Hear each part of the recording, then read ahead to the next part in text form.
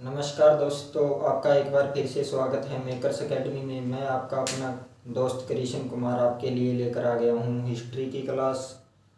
सभी को good morning. एक बार वीडियो को ज़्यादा से ज़्यादा शेयर कर दो और लाइक करो। हम क्लास शुरू करते हैं। पीछे जो भी हमारी क्लास अगर अभी तक आपने नहीं देखी है तो मेकर्स एकेडमी चैनल को विज़िट करो। उस पर हमारी हिस्ट्री की प्लेलिस्ट मिलेगी और आपको और भी स्टैटिक जीके वगैरह के अलग अलग सब्जेक्ट की सभी प्लेलिस्ट मिल जाएगी, जाकर देखो। और मैथ्स वाली वीडियो आती है सुमित सर की, वो ज़रूर देखो। तो हम आज समय खराब नहीं करेंगे, शुरू करते हैं। इतिहास में आज क्या करेंगे हम? पुष्यभूति वंश।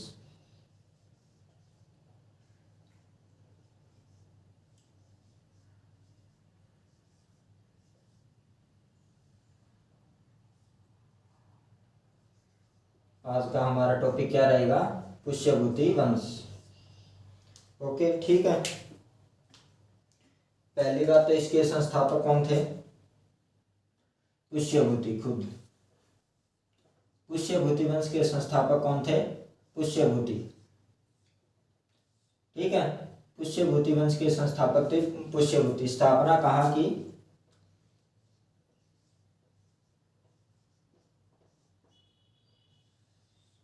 हरियाणा के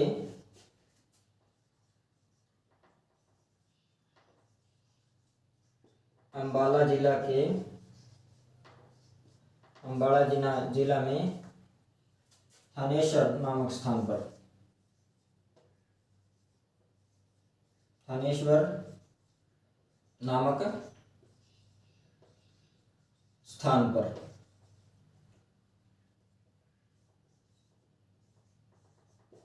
ठीक है, आज का हमारा टॉपिक रहेगा पुष्यभूति वंश। एक आधा क्वेश्चन निकल जाता है और हरियाणा से रिलेटेड है, तो ये तो आप अपने आप ही समझ गए होंगे कि जो भी हरियाणा से एचएससी के क्वेश्चन है उनमें तो हिस्ट्री का क्वेश्चन, एक क्वेश्चन या दो क्वेश्चन तो यहीं से उठते हैं, पुष्यभूति वंश से। ठीक है, आगे जो मेन इनके राजा आएंगे, हर्षवर्धन के बारे में ज़्यादा क्वेश्चन उठते हैं, पूरी चर्चा करेंगे डिटेल से। एक बार सेशन को जोरदार शेयर कर दो। ठीक है, पुष्यभूति थे इसके वंश के संस्थापक। हरियाणा के अंबाला जिला में थानेश्वर नामक स्थान पर स्थापना की। ठीक है, और आगे क्या है हमारा? हुनों के साथ संघर्ष के कारण, हुनों के साथ संघर्ष के कारण ये ज्यादा चर्चा में है। ठीक है, हुनों के साथ इनका कई बार संघर्ष हुआ, उसी कारण पुष्यभूति वंश है वो ज्यादा चर्चा में आया। अब पुष्यभूति वंश के हम इम्पोर्टेंट राजा पढ़ेंगे। प्रभाकर वर्धन चौथे राजा थे इसके।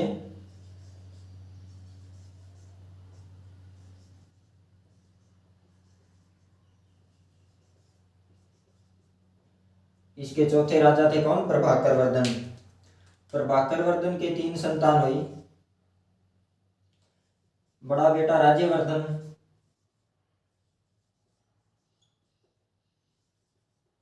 छोटा बेटा हर्षवर्धन,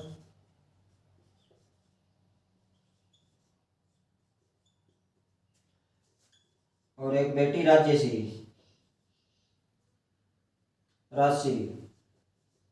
ठीक है, तीनों याद रखना है। प्रभाकर वर्धन चौथे राजा थे, पुष्यभूति वंश के चौथे राजा थे। ठीक है, इनके 3 संतान हुई, राज्यवर्धन, हर्षवर्धन, राजश्री।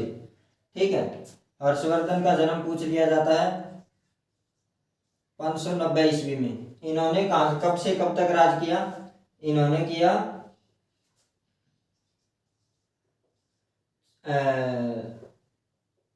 580 से 605 ईस्वी तक। 605 ईस्वी में इनकी मृत्यु हुई थी। ठीक है, 580 ईस्वी से 605 ईस्वी तक इन्होंने राज किया। राज्यवर्धन, हर्षवर्धन, प्रभाकर वर्धन 3 संतानें हुई। हर्षवर्धन का जन्म कब हुआ? 590 ईस्वी में। इनकी मृत्यु के पश्चात 605 ईस्वी में राज्यवर्धन 605 ईस्वी में राज्यवर्धन गद्दी पर बैठे और राजश्री का विवाह किसके साथ हुआ? ग्रहवर्मन के साथ। ग्रहवर्मन कौन थे? ये मौखरी वंश के थे, मौखरी वंश के राजा। मौखरी वंश के राजा ग्रहवर्मन के साथ इनका विवाह हुआ। उसके बाद क्या होता है कि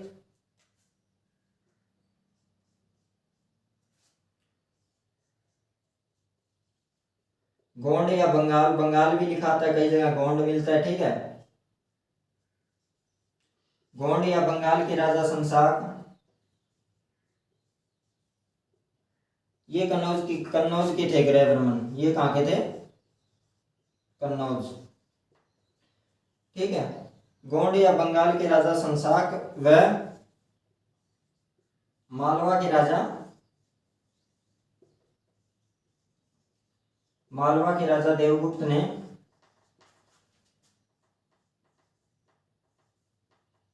कन्नौज पर आक्रमण किया।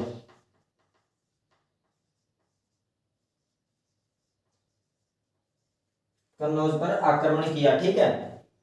कौन कौन थे? गोंड या बंगाल के राजा कौन थे? संसाक एवं मालवा के राजा देवगुप्त ने कन्नौज पर आक्रमण किया। ग्रहवर्मन की हत्या कर दी, दिख रहा होगा यहां से, ग्रहवर्मन की हत्या कर दी।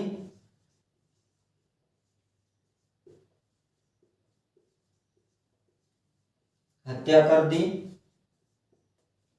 और राजश्री को बंदी बना लिया। राजश्री को बंदी बना लिया, ठीक है। और यहाँ पर जब प्रभाकर वर्धन की 605 में मृत्यु हो जाती है तो इनके बड़े बेटे राज्यवर्धन 605 ईस्वी में यहाँ पर बैठते हैं और अपनी बहन का बदला लेने के लिए, अपनी बहन का बदला लेने के लिए राज्यवर्धन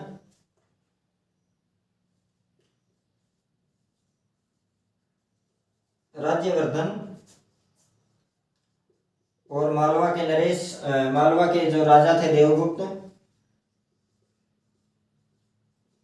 इनके बीच में युद्ध हुआ।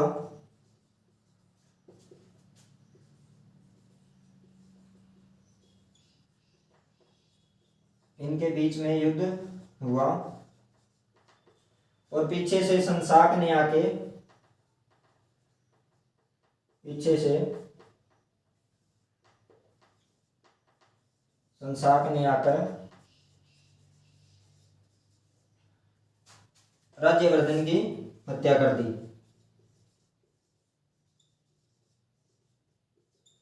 राज्यवर्धन की हत्या कर दी, ओके। क्या क्या हुआ? पुष्यभूति वंश। पहली बात तो एचएससी का फेवरेट टॉपिक है, एचएससी हरियाणा से रिलेटेड है तो एचएससी में तो आएगा, एसएससी में भी क्वेश्चन पूछे जाते हैं। पुष्यभूति वंश के संस्थापक कौन थे? शिव पुष्यभूति, ठीक है। हरियाणा के अंबाला जिले में थानेसर नामक स्थान पर इन्होंने स्थापना की और उन्होंने साथ जो संघर्ष हुए उनके, इनको लेकर ये ज्यादा चर्चा में आए, ठीक है।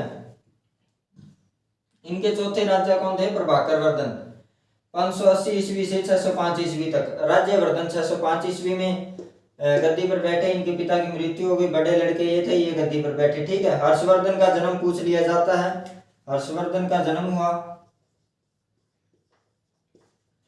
590 ईस्वी में और राजश्री, इनकी 3 बेटे बेटियां थे, राज्यवर्धन, हर्षवर्धन और राजश्री। राजश्री की शादी किसके साथ हुई? ग्रहवर्मन के साथ, मोखरी वंश के थे, कन्नौज से, ठीक है।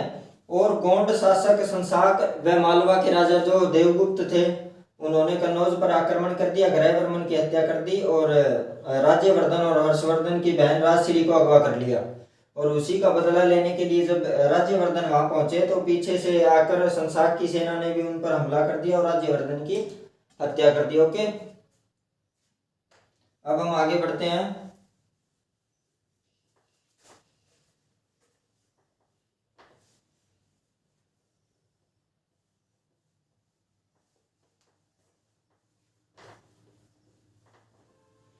अब उनकी हत्या के बाद हर्षवर्धन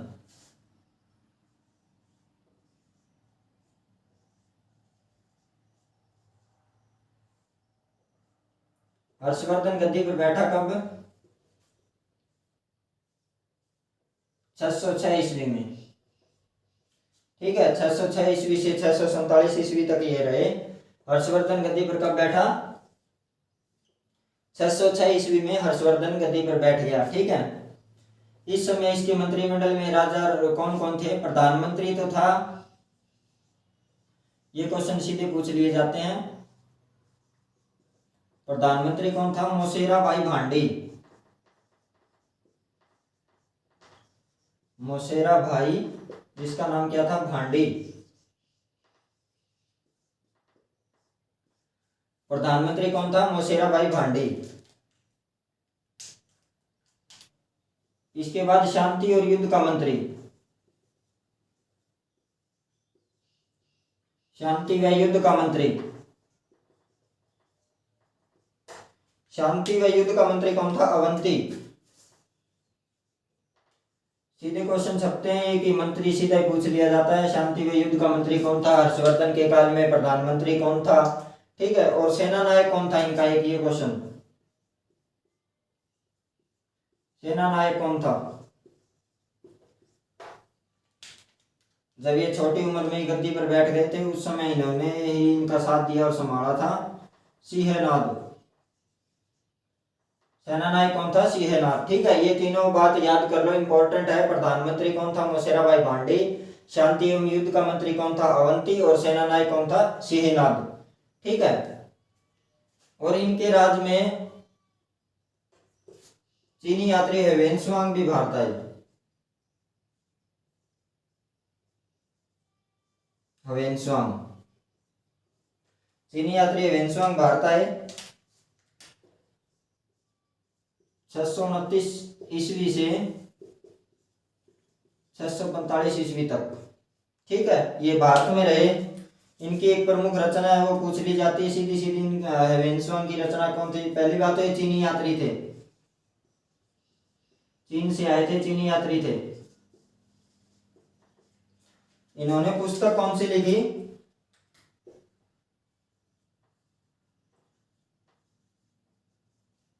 पुस्तक कौन सी लिखी? सीयू की।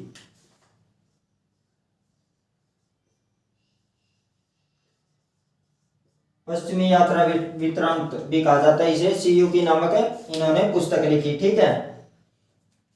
और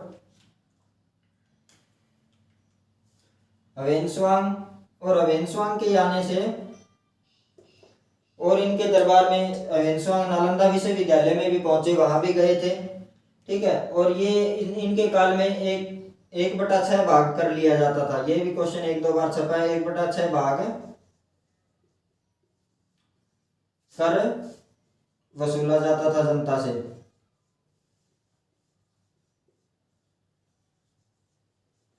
ठीक है। और इन्होंने फिर बाद में देवगुप्त की भी हत्या इन्होंने की थी।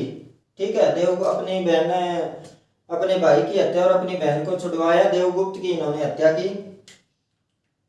संसाक वहां से भाग गया।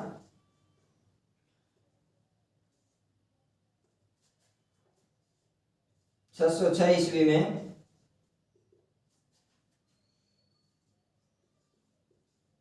देवगुप्त की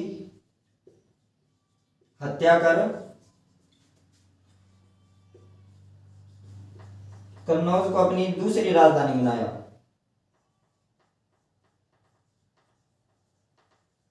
कन्नौज को अपनी दूसरी राजधानी बनाया। ठीक है। देवगुप्त की इन्होंने हत्या कर दी थी और कन्नौज को अपनी दूसरी राजधानी। पहली राजधानी कौन सी अगर पूछ ले तो पुष्यभूति की वंश की पहली राजधानी पूछ ले, सीधा सीधा सवाल बने तो कौन सी है? थानेश्वर। ठीक है। दूसरी राजधानी किसे बनाया? कन्नौज को। ठीक है, 606 ईस्वी में। और अपनी बहन के साथ, क्योंकि उस समय और तो कोई था नहीं, अपनी बहन के साथ मिलकर इन्होंने सारा कारोबार संभाला था। पुस्तक वगैरह ये ह्वेनसांग चीनी यात्री आए। ठीक है। सीयू की नामक पुस्तक लिखी, ये इंपॉर्टेंट है, अच्छे से याद कर लेना। और एक बार शेयर कर दो वीडियो को।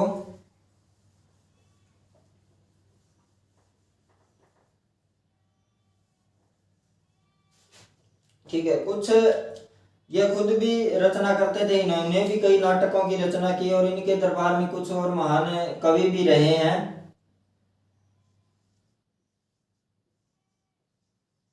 दिवाकर जो प्रसिद्ध लेखक या माने जाते हैं, दिवाकर है, ह्वेनसांग है, इनका जिक्र जरूर आता है कि इनके पास कौन कौन से मुख्य राइटर वगैरह थे, किस किस की इनको प्राप्त थी भी, कौन कौन थे इनके राज्य में। दिवाकर है, ह्वेनसांग है, बाणभट्ट,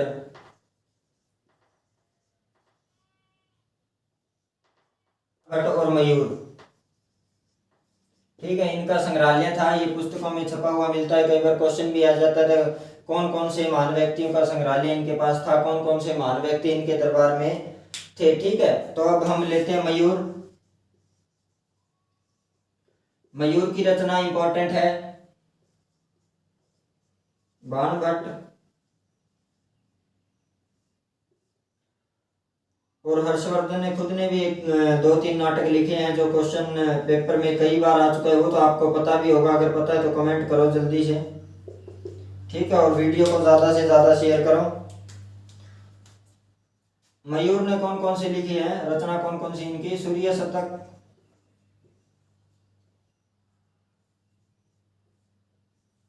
मातंग, दिवाकर,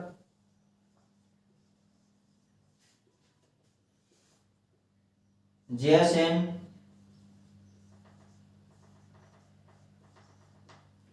ठीक है, सूर्य शतक, मातंग, दिवाकर, जयसेन, ये कुछ इंपॉर्टेंट रचना है। रचना सीधा क्वेश्चन आ जाता है कि सूर्य शतक रचना किसकी है, दिवाकर रचना किसकी, मातंग दिवाकर रचना किसकी है, जयसेन रचना किसकी है, मयूर की। बाणभट्ट, बाणभट्ट की कौन कौन सी रचना है, हर्षचरित्र, कादम्बरी, ये दो तो बहुत बार पेपर में पूछी गई, इंपॉर्टेंट है, और पार्वती प्रणय। ठीक है, हर्षचरित्र, कादम्बरी, पार्वती प्रणय, ये तो है किसकी, बाणभट्ट की। और हर्षवर्धन की देखो अब, नागनंद, प्रियदर्शिका एवं रत्नावली। ये हर्षवर्धन ने खुद 3 नाटक लिखे थे। इनसे वेरी इंपॉर्टेंट टॉपिक है ये, तो आपका सारा ही पूरी वीडियो को एक बार देखो, 2 बार देखो, ज़्यादा से ज़्यादा वीडियो को शेयर करो, नोट्स बना लो साथ के साथ। ये बुक है इंपॉर्टेंट, आपकी 5 से 6 रचना या बुक जो भी है वो होगी है। ठीक है, और मैंने ह्वेनसांग की आपको बुक लिखवाई दी थी, कौन सी, सीयू की पश्चिमी यात्रा वृत्तांत। ठीक है, कौन सी पुस्तक थी, सीयू की पश्चिमी यात्रा वृत्तांत। ये पुस्तक मैंने आपको पहले ही नोट करवा दी थी। ये था पुष्यभूति वंश, हमारा इंपॉर्टेंट, जो भी पुष्यभूति ने इसकी स्थापना की हरियाणा में।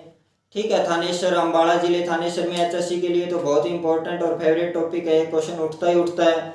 इसके बाद में राज्यश्री, राज्यवर्धन, हर्षवर्धन, प्रभाकर वर्धन के 3 बेटे बेटियां थे, उनके बारे में हमने सारा पढ़ा, कैसे कैसे युद्ध हुए, कब कब कौन गद्दी पर बैठे, कौन कौन सी रचना की, और ह्वेनसांग कब आए, ये भी इंपॉर्टेंट है, 629 ईस्वी से 645 ईस्वी तक।